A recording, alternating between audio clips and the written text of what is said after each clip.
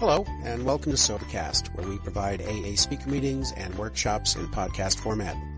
We're an ad-free podcast, and if you enjoy listening, please help us be self-supporting by visiting Sobercast.com, look for the donate link, and drop $1 or $2 into our virtual basket. We hope you enjoy the podcast. Have a great day. Ladies, gentlemen, and friends, different, afraid, and alone is the theme for this session. I ask the panel to please confine their share as it pertains to their alcoholism. I now hand you over to our speakers, and they will speak in the following order. Ron from Midrand, Johannesburg. Gugu from Soweto, Johannesburg. Veda from Unit 2, Chatsworth. Shane from Mount Croy, PE. And Kuben from Clearwood, Durban. Thank you. Good morning, everyone. My name is Ron, and Ron is an alcoholic. First things first, it is but for the grace of God that I do stand here today to share a message of hope. So if you don't mind, if you could invite the God of your understanding as I invite the God of my understanding into this meeting so that a message of hope can be spread. Thank you. Just a moment of silence. Higher power, who is always with us, blessed be your name. Come into our lives and this convention. Let us know your will and help us to live it out each day. Give us today that which we need and help us show forgiveness to others, just as you show forgiveness to us. Please protect us from temptation and restore us when we fall. For everything we have comes from you, and all good things are yours, as it has always been and will always be, forever and ever. Amen. Like I said, good morning, friends. Ron is an alcoholic. My home group is Midrand AA. I would like to thank the organizing committee and all of you beautifully blessed souls for allowing me the opportunity to share my message of hope. Guys, please forgive me. I am very, very nervous. These days, I don't consume alcohol to take away my nervousness, besides the Holy Spirit. So please bear with me. Okay, this is a passage from the big book that's very pertinent in my recovery, and it reads, our description of the alcoholic, the chapter to the agnostic, and our personal adventures before and after make clear three pertinent ideas: that we were alcoholic and could not manage our own lives. B, that probably no human power could have relieved our alcoholism. C, that God could and would if he was sought. Acceptance was my answer, and my daily sobriety is contingent on my spiritual condition. My past was full of stupid choices, dangerous behaviors, and sad endings. If it wasn't for my mind, for the gutters, my mind would be homeless. But it's also full of the grace of God.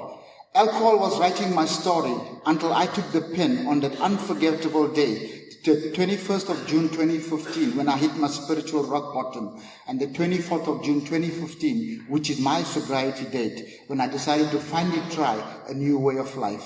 I can't explain why I made so many mistakes, why I repeated them, knowing I was digging a hole too deep to climb out of. I only know I did. I can't explain it or excuse it, but now I own it. No one forced me to do it. Therefore, rather than excuse, I chose to be accountable. And that was when I realized that I was different, afraid, and very alone. Why is this important? Because accountability takes me from a victim mentality to a victor mentality. It puts me in the driver's seat and in control of my next move. I can't explain the past. I just have to learn from it. And I have to be three things. I have to be honest, open-minded, and willing. And I have to do 5 things. I have to have faith in the God of my understanding. I have to try and work and live the 12 steps of Alcoholics Anonymous. I have to trust and believe in my sponsor. I have to attend meetings. And I have to give back by doing service. I fall, I rise, I make mistakes. I live, I learn. I am human, not perfect. I've been hurt, but I'm alive. Think of what a precious privilege it is to be alive. to breathe, to think, to enjoy, and to chase the things I love. Sometimes there is sadness in my journey, but there is also lots of beauty. I must keep putting one foot in front of the other, even when I hurt or feel like giving up, for I will never know what is waiting for me just around the bend. I spent a lifetime in hell, and it only took me 12 steps to get to heaven. I can't go back and change the beginning, but I can start where I am and change the ending. Remember, as almighty and powerful as He is, God cannot do one thing, and that is to change my past, but He can surely change my future. Today I might feel like I'm one in the world, but tomorrow I will mean the world to someone. Prior to Alcoholics Anonymous, I often felt that I didn't fit in with people around me. Usually they had more or less money than I did, and my points of view didn't jive with theirs. The amount of prejudice I had experienced in society only proved to me just how phony some self-righteous people were. After joining AA, I found the way of life I had been searching for. In AA, no member is better than any other member. We are just alcoholics trying to recover from alcoholism. I believe that we in Alcoholics Anonymous are fortunate in that we are constantly reminded of the need to be grateful and of how important gratitude is to our sobriety. I am truly grateful for the sobriety God has given me through AA program, and am glad I can give back what was given to me freely. I am grateful not only for sobriety, but for the quality of life my sobriety had brought. God has been gracious enough to give me sober days and a life blessed with peace and contentment, as well as the ability to give and receive love, the opportunity to serve others in our fellowship, my family, my community. For all of this, I have a full and thankful heart. I will never tell you that recovery is easy. I will never sugarcoat it for you because my mouth is not a bakery. And the truth of the matter is that trying to live the 12-step program is really painstaking, and you're going to have to fight like hell. But the good news is that that it's totally worth the struggle. And the promises also tells me that if I am painstaking about this phase of my life, I will be amazed even if I'm halfway through. I craved freedom. First, freedom to drink. Later, freedom from drink. The AA program of recovery rests on the foundation of free choice. There are no mandates, laws, or commandments. AA's spiritual program, as outlined in the 12 steps and by which I am offered even greater freedoms, is only suggested. I can take it or leave it. Sponsorship is offered, not forced, and I come and go as I will. It is these and other freedoms that allow me to recapture the dignity that was crushed by the burden of drink and which is so dearly needed to support an enduring sobriety. Prisons take away freedom, so do cages in zoo. Such enclosures are designed to decrease individually and increase dependence and obedience. My alcoholism can be viewed similarly. It is a jail that has kept me captive. It has prevented me from thinking about anything or anyone else. It has numbed my feelings. It has severed my ties to a spiritual presence. It has taken away my ability to make choices, and it has deprived me of all of life's beauty and experience. Alcoholism has enslaved me, but AA has liberated me. It opened up all of my senses so I can experience a wide range of sensations. It clears my mind so I can think both rationally and creatively. It opens my world to possibilities. It encourages me to dream. It increases my knowledge. Alcoholism requires my obedience, but AA releases me. With such freedom comes the ability to discover what is within me. It gives me the power to choose and take action, and it expands my horizons in ways that will enable me to see that the only limitations I have today are those I create for myself. Today I am a walking miracle. Today I am no longer different, afraid, and alone. Today I will celebrate my freedom from alcoholism. Thank you, Alcoholics Anonymous. When anyone, anywhere, reach out for help, I want the hands of AA to always be there, and for that I am responsible. In closing, I would just like to ask you guys to please abandon yourself to God as you understand God. Admit your faults to Him and to your fellows. Clear the wreckage of your past. Give freely of what you find and join us. We shall be with you in the fellowship of the Spirit, and you shall surely meet some of us as you trudge the road of happy destiny. May God bless you and keep you until then. You can stay as you are for the rest of your life, or you can change to AA. My name is Ron. Thank you for allowing me to be of service. God bless you.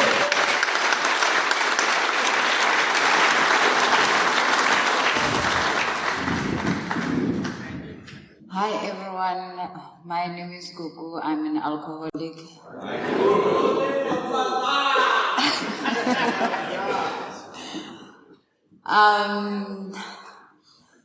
I'm very much grateful to be given this opportunity to share my story of sobriety.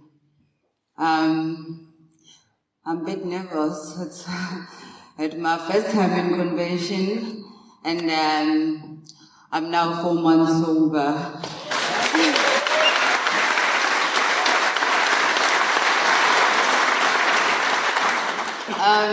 Our theme is different, afraid, and alone. Quickly, I'm gonna go from that. I come from a family of alcoholics. My mother is an alcoholic. My stepdad, because I was raised by a stepdad. I'm the only daughter my mom has, and I've got 2 brothers. So I grew up in a shipping, and I started drinking at the age of 12 years. I was just drinking for fun, like 1 bottle was enough for me during that time. And that's how it started, and then it moved from me to drink during the school trips and so on. And then when I was doing grade 10, it started to be something that I was doing full-time so. And I started to drink every weekend, and trust me, I was enjoying every single of it. It went on and on and on and on. And as time goes by, the alcohol started to show me flames. I remember I used to be the one who's gonna take care of everyone whenever we are drinking and wherever we are. But then it came to a time whereby every time we are drinking, I'm gonna be the one who's gonna pick up the phone in the morning and ask, hey, how did we go home? What happened where we were? And as that thing happens, and I never really thought it was wrong, but as time goes by, I started to discover that I'm having a problem. How come every time I will go out and drink, and then in the morning, I don't remember exactly what happened, then I have to pick up the phone and ask my friend that when you were dropping me here, what was happening? I remember the other day I was fighting with my friend when she was dropping me at the gate, and it was already in the morning. So when I wake up, I'm like wondering, why was I fighting her? Because she was dropping me at the gate. And when I was calling her, unfortunately, she couldn't remember as well. So I think we are suffering from the same problem. So, yeah. And my alcoholism went on and on. By the way, I'm a mother. So it came to a point that I didn't care about my child anymore on weekends. In fact, about anyone who was part of my life.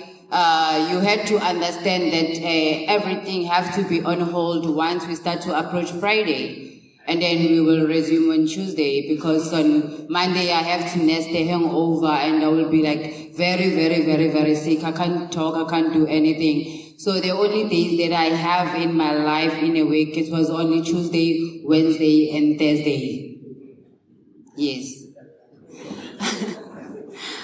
And so this thing went on and keeps on being forgetful. I started to lose my valuables.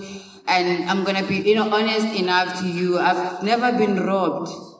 I was losing my valuables. I think I would leave something here and forget that I left my phone here and decided to go home or to move from that place that I'm in. That how I was losing my thing, meaning like I was having a short of memory to forget that if maybe I was trying to put on the makeup on my face, then I would be leaving my purse here and then forget that I left my purse here on top of the whatever, the zinc or whatever, when I'm doing the makeover in the bathroom. So that was the story of my life.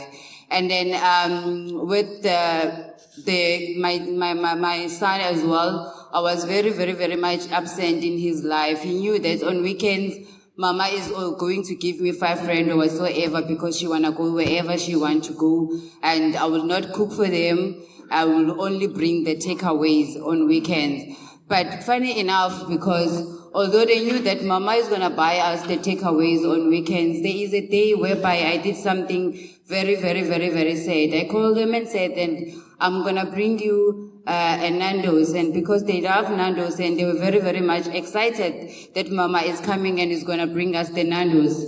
And I bought them the Nando's. And then as I continued drinking and alcohol taking its place, and then another thing that I didn't know is that when I'm drunk, I'm losing my mind. That's the only day that I realized that when I'm drunk, I'm not only getting the blackout, but I'm losing my mind too. Because what I did, I came home with the Nando's, and then I passed my kitchen. Instead of putting the Nando's in the table or give it to the kids, I passed my kitchen with the Nando's, a full chicken with the salad and everything. And then I passed the passage and I went to my bedroom, and then I hide the Nando's behind the washing baskets.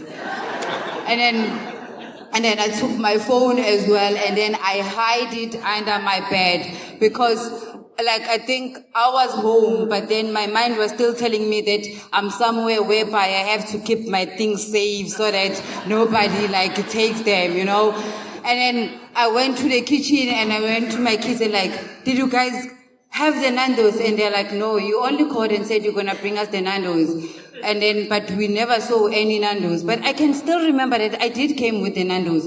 No, guys, where is the Nando's? Mama, you've been asking us this thing for over 5 times now. We don't know where is the Nando's. And I ended up falling asleep. And when I wake up in the morning and preparing them the breakfast, because it was Monday and they were going to school, I asked them again, did you guys have the Nando's yesterday? They said, there you go again. Even yesterday, that's the very same question that you were asking us, that did we have the Nando's? And that got me very, very, very worried. And after they've left for school, and then when I'm trying to take out my laundry so that I'm going to do it, there I found the Nando's. I was like, oh my God. What is it that I do? I felt so embarrassed. I never shared this story with anyone, It's so embarrassing. Why would I hide the food behind the washing laundry and so on? And as for my phone, I searched for it the whole day, and I even suspected that there's someone in the house who took my phone and maybe sold it. That what was in my mind, not remembering that I did hide my phone under my bed as well as my purse, everything, because I was still thinking that I'm not yet home, yet I was home. So that's how alcohol was treating me. It was very, very, very, very bad. And then when I started drinking, I had no one who was gonna guide me to say I must stop drinking and everything and stuff, because my mother was an alcoholic too, and she was very, very, very, very absent in my life. And I've been lonely almost all my life. I've been very, very, very lonely, not having someone to talk to when I'm having the issues, when you're growing up as a little girl, like I said, that I'm the only daughter that my mom had.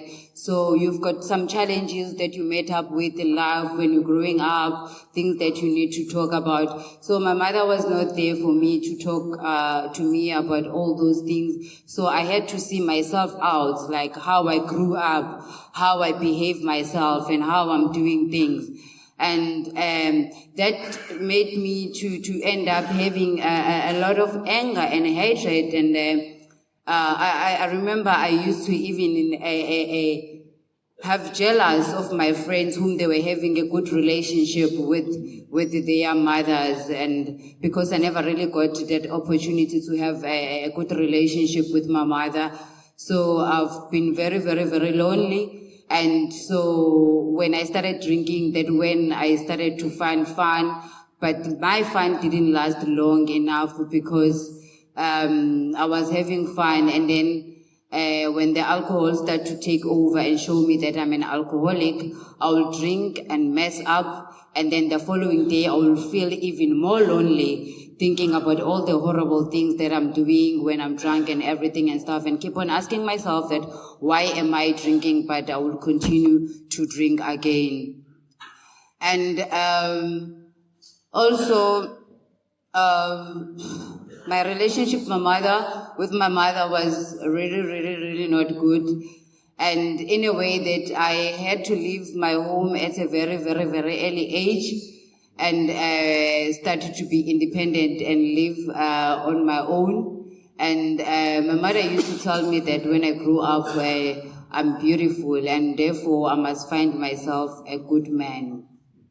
She started to tell me that thing when I was still as young as 15 years. And so I grew up, and then I find myself a man, and then I thought that I've made it all in life, because that's what my mom used to tell me.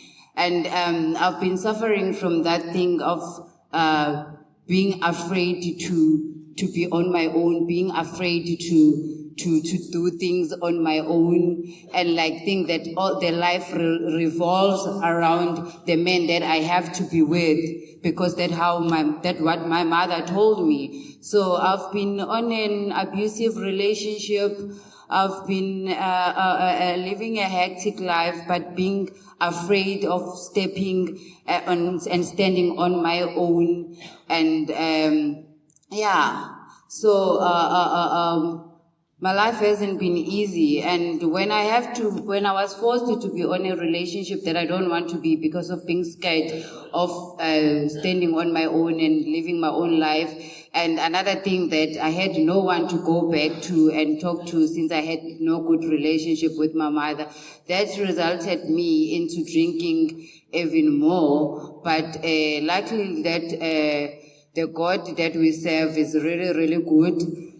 God was there to guide me. I can say that here I am today. It's because of the grace of God that I'm standing here today. God came into my mind. God led me to be a good girl. God guided me to finish my matric, because I had no one who was there for me to make sure that I finished my matric. God was there in me, that even though I joined alcohol, and then I had that mind to say, let me use my data to go online and seek for help. And then I found AA, and here I am now. I'm sober, I'm beautiful. I'm in school this year, and then now I'm gonna be able to go after my dream, and I see the future looks bright. I'm taking it one day at a time. I'm having a very good sponsor, and also I'm having a very, very good support from the Soweto group, and the ladies there, they are very loving and caring. I have there also one by the name of Ranz. She calls me, she WhatsApp me every day to keep me going, and I appreciate that a lot. Keep on doing that, Ranz. Also, I've got a lady who's from Alanon. Also, she calls me every day to make sure that I'm doing well, by the name of Jackie. So thank you so much that I've found the rooms, and yeah, I'm willing to do everything that everyone has been doing to keep them sober, taking it one day at a time. Thank you so much.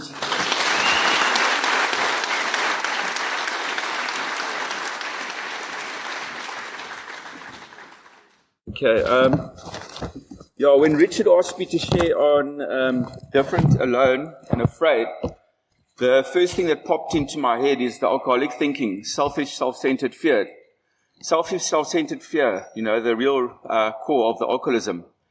I've come to believe that I was born an alcoholic, that alcoholic thinking was there way before I picked up that first drink.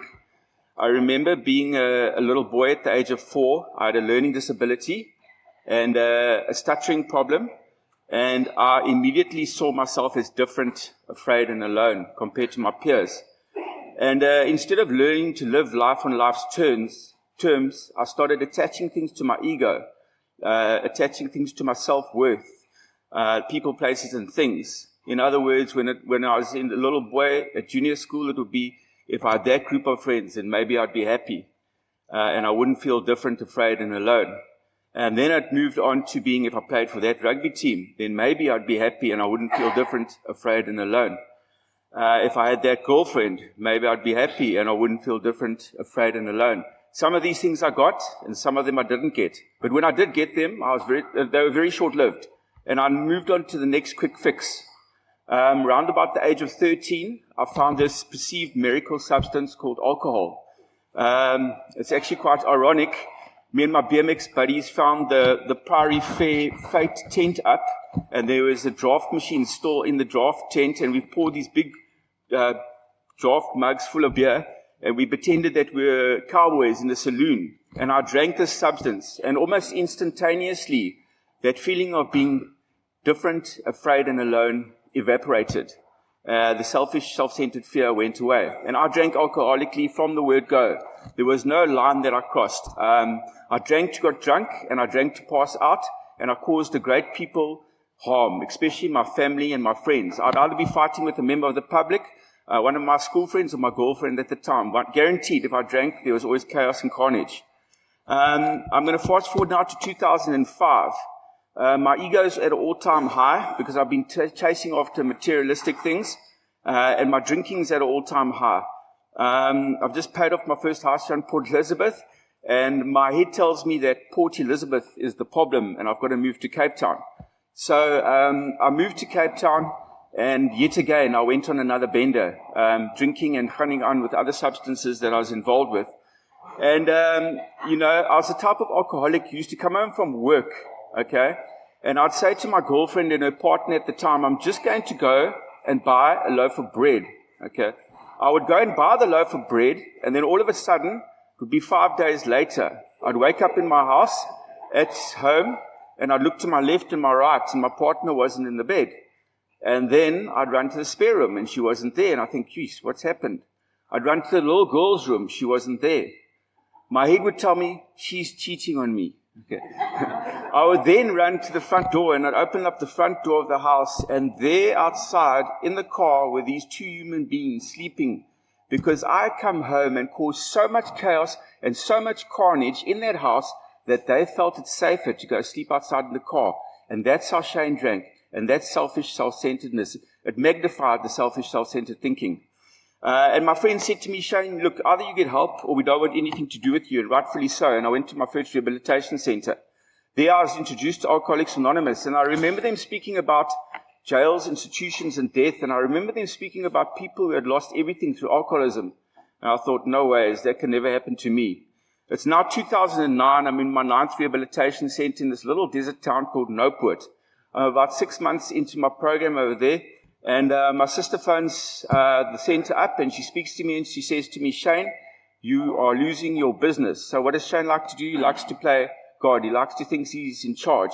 And I ran away. One thing I did do, which was correct, is I ran back to Port Elizabeth, and I ran back straight into Alcoholics Anonymous. But I just did meetings. I didn't really follow any program. And, I met my partner. She's sitting in the front here at that time. And we were in recovery for a while. And I was training for this event called the Ironman.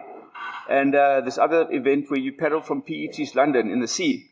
And I was feeling very fatigued. And my sponsor and drug counselor at the time recommended that I go for an HIV test. So I went for this HIV test. And the doctor came out and says, well, look, I'm sorry, but you're HIV positive. And I thought, oh my gosh, what have I done? I've killed, this lady's going to die, I'm going to die, she's a mother. Started playing God again. To cut a long story short, he never got it to this day. She's still negative, and I've got it. And I said to myself I was going to go drink and gaan on with other substances one last time, and then I was going to go commit suicide. Cut the hose pipe, went, drank the nights away. The next day, I'm riding to Van Stadens and crying and all this nonsense, dronk verdriet and poor me. And I get to Van Stadens, I get out of the car, I open up the petrol tank, I put the hose pipe in the petrol tank, I'll say, God, I'll be seeing you now, I'll put it to the back window, and I've realized I've cut it this much too short. So I thought to myself, geez, Shane, you're so useless, you can't even kill yourself. Catherine, she got hold of me, she said, Shane, just come home. Us alcoholics are very strong-willed people. If we set our minds to doing something, we get it done. I know that, because I'm one of you. And, just to prove that my willpower's got nothing to do with this disease of alcoholism, it was about 2 weeks before this Ironman event, and I went on yet another bender. And I got home 3 or 4 days later. It was a Friday. The Saturday I slept it off. The Sunday, I got onto my bicycle, and I couldn't even cycle 20 Ks. Never mind swim 4 kilometers in the sea, cycle 180 and run 42 kilometers. And the following week, Sunday, I completed the race in a reasonable time, considering the circumstances. And that just proves to me that my willpower has got nothing to do with this disease of alcohol. I've got to surrender to win. I've got to hand my life and my will over to a higher power to overcome this mental obsession and this physical craving. And I hadn't learned that.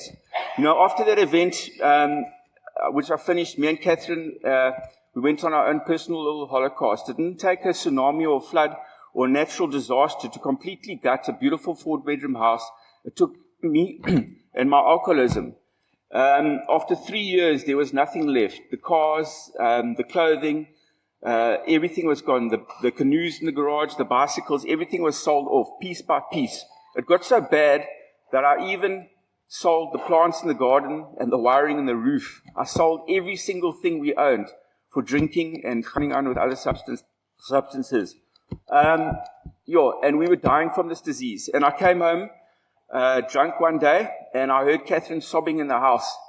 And I thought to myself, geez, this is bad. We're dying. And what I decided to do, I got onto my knees and I prayed, and I said, God, if you don't come and help us now, we are going to die. And what happened was, about 3 days later, God arrived at that house in the form of 2 of my school friends. I hadn't seen these guys for about 8 years. They jumped over the fence. They came around to the back of the house. They saw the carnage and the chaos. And they said to me, Shane, you need help. And I said, I know I need help. And they sent me to a halfway house in Cape Town. And I took this program with both hands. I did 90 meetings in 32 days. I got a sponsor, and I started working these steps of Alcoholics Anonymous. And my life made a 180-degree turn in the right direction very, very quickly. The obsession to drink was removed. I did have a lot of bad days, but that obsession was removed. I started enjoying my life for the first time. But I was chairing the Sea Point meeting and opening up for service there the one morning, most of the mornings during the week. And the first time in my life I didn't have a car. And I used to live in Woodstock, and I used to run 3 kilometers down to the Kwela Kwela bus station, catch a Kwela Kwela taxi, and then get to the meeting. This particular morning I woke up, and I realized that I'd overslept. And immediately that different and afraid and alone sensation took over. That selfish, self-centered fear clicked in. I didn't hand over my will to the God of understanding that morning. I just left the house. And now Cape Town's a beautiful, beautiful place. When I left the house, on the left was a beautiful Table Mountain, which I couldn't see that day. To the right was the harbor and the ships, which I didn't see that day. It was a stunning day. I only realized this later. And I'm running down the hill. And all of a sudden, there's a man in a wheelchair. He's got one leg. He's pushing himself backwards, up the hill with one leg. And he makes eye contact with me, and he smiles, and he waves. He says, "Morning, Bassie," like that to me. And I thought, yes, my man. I stopped 3 or 4 paces in front of him. I thought, Shane, that is God doing for me that I could not do for myself. Now, if I was in active alcoholism, I wouldn't have been able to see those things, They say what we have is a daily reprieve contingent on the maintenance of our spiritual condition. I didn't take that side of the program seriously, and I started slipping spiritually, and I picked up again, and I started drinking again. And I was sentenced to prison for housebreaking and theft. I stole from my sister and her husband and my mom and my dad and my family and other people I stole from. And I was sentenced to housebreaking and theft. And let me tell you, when I put that orange uniform on, I felt different, afraid, and alone.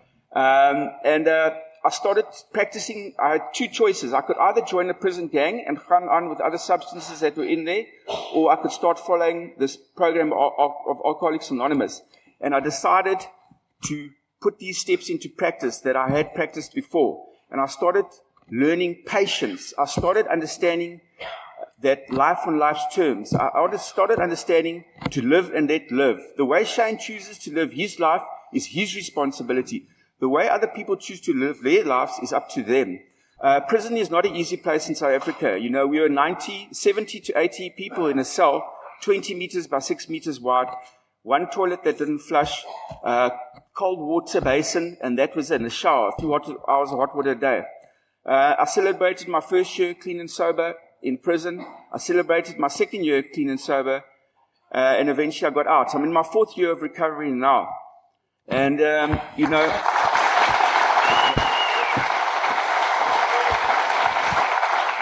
just to finish off, you know, having a working knowledge of these steps that a sponsor took me through, I'm just going to read to you what recovery is for me now.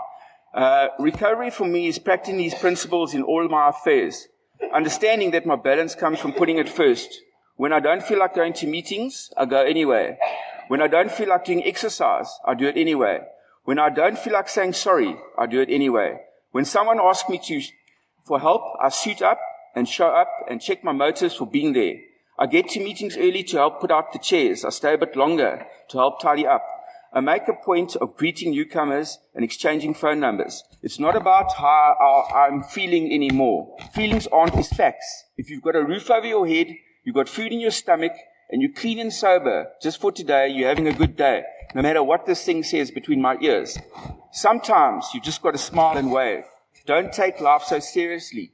Remember that I'm living on borrowed time, as I should have been dead long, long time ago. Love those who treat you right and pray for those who don't. Love them anyway. It's not about how far you fall or how you get up. It's what you do with your own personal experience. Recovery, remember that in God's hands, anything is possible. Recovery for me is a journey back to the one who created me. 10% of what you make it and 90% of how you take it. I'm going to end off there. Thank you very much for listening.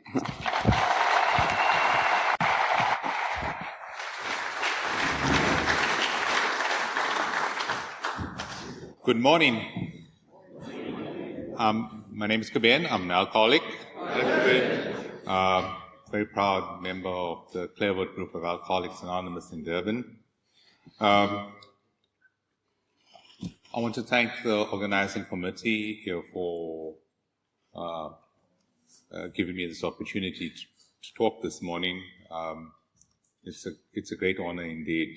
My very first convention talk in South Africa.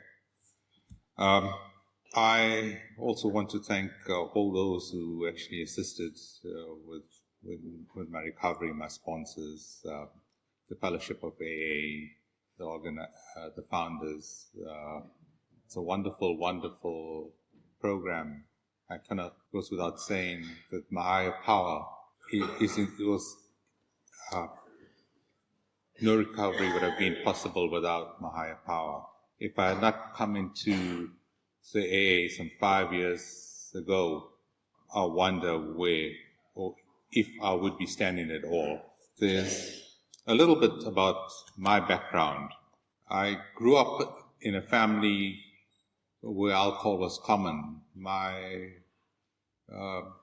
parents were essentially teetotalers. They didn't drink, but the family business involved hotels, liquor stores, and nightclubs. And I was brought up in that environment.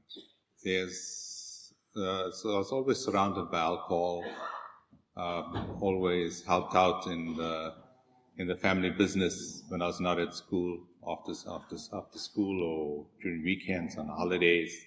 Always did that. My first real drink actually happened helping out. It was at a cinema that the family owned, and at this cinema had a bar. The barman was sick, and he asked me to step in for him. So I took over control of the bar and the cinema. I was about 13 then, and as you can imagine, in a bar, there's long intervals, from where there's no customers. Intermission is short, and people go back to the cinema again to watch the movies. And I was left wondering about what was all this fascination with alcohol and why people were so demanding of what they wanted to drink and what they wanted to drink it with. And I was determined to find out. So I started my great experiment.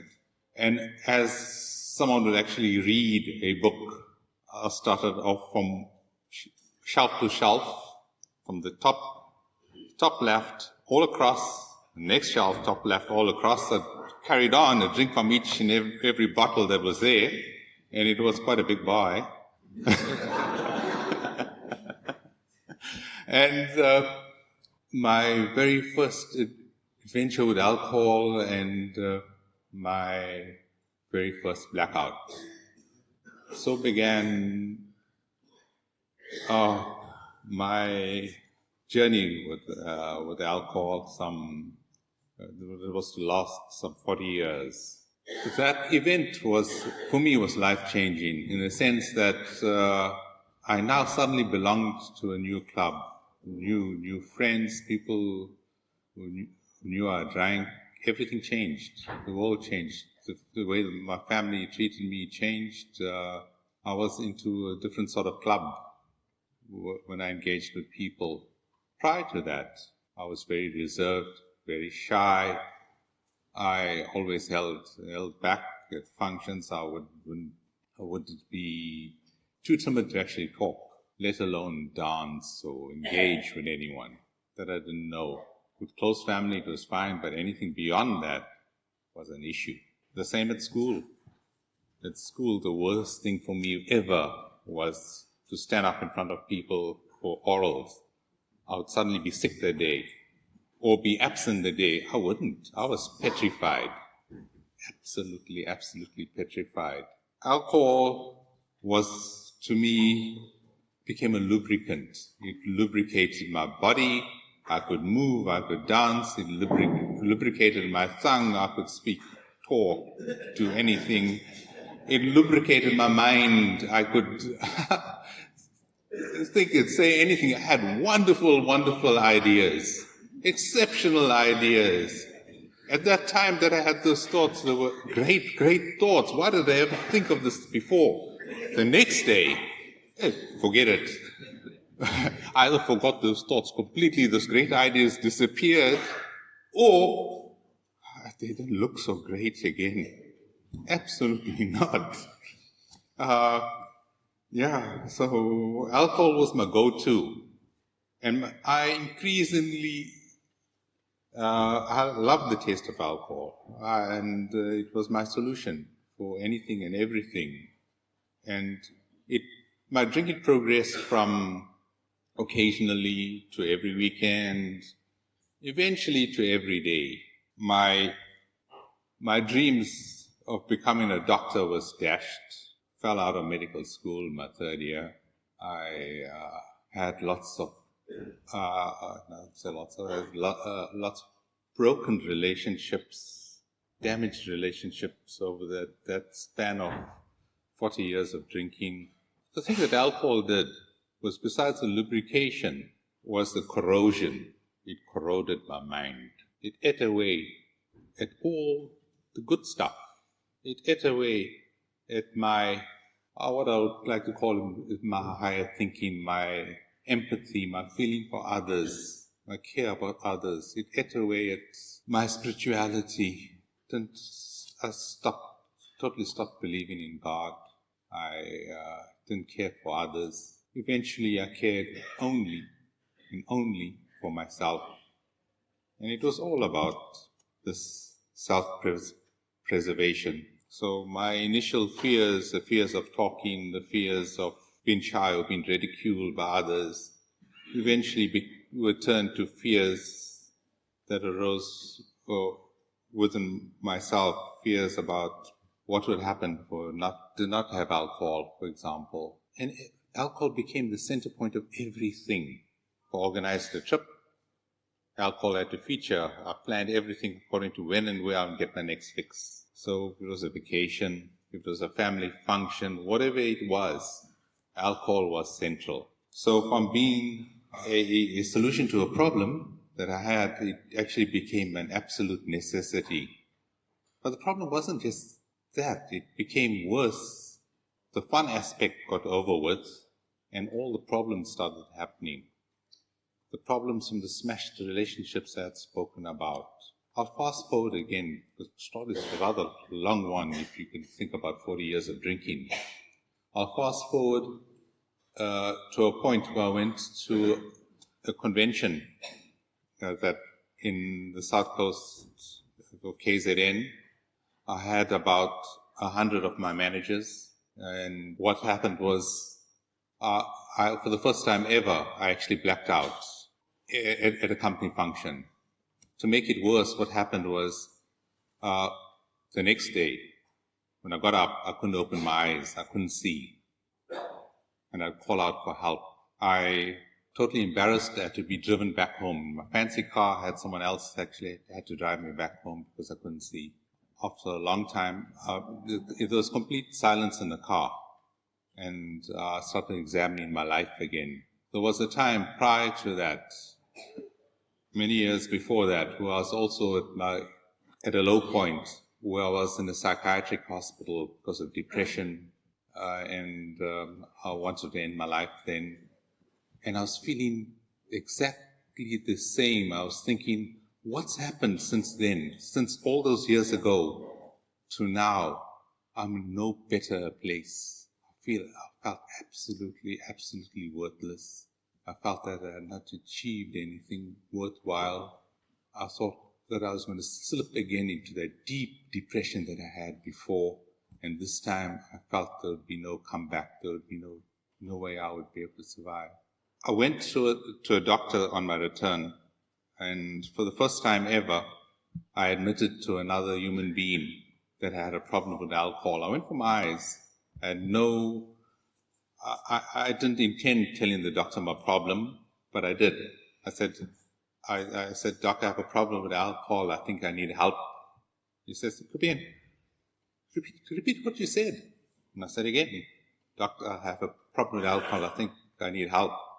And by chance, the doctor was a friend of AA, steered me into the direction of Alcoholics Anonymous. My poor wife says, Doc, can't he at least have a glass of red wine? It's good for his heart. I remember the doctor saying, no way. He's, for the type of alcoholic he is, he cannot drink again ever. So there's a couple of board incidences with that I like to think of that God intervened in my life at that time. Getting embarrassed in that extent in front of everybody, not being able to see or getting embarrassed even further, not being able to see and being driven in that quiet for that hour and a half allowed me to introspect and examine my life in a way I had not done for years and years. And that the doctor was a friend of AA, that's coincidence as well. But this last one is also important. The last one was the last drink I had. It's first and only time I ever drank it. It was a drink called Kuba Meister. That was the last thing I drank. My name is Kuben. Meister, and Meister means master. The last drink truly mastered me. Really, it did. It just seemed it was meant to be. Yeah, and then luckily I had a sponsor from day one into AA. That was Chris E. of the Crofton Group. I received great guidance from the very start. I was also coming into AA. I was scared. What it's going to be like. How I'm going to survive with the alcohol, which I used as crutch for so many years. How many of my former customers am I going to meet whose lives were destroyed by coming giving me support? My education was probably paid for by them. So those sorts of things were things that were going in my mind, how can I ever do this? How can I go through this? The other thing, well, I'm out of time. So all those things were actually Rachel raised. I was welcomed warmly. I had I took to the program like a duck to water. I knew I had to have that vital spiritual experience and have that change around, or else I'll be dead. That's how seriously I took the program, and I tried to apply the principles in my life. I'm sorry I'm out of time, but I wish thank you again once again. Thank you, Neelam. Thank you all for listening to me. Thank you.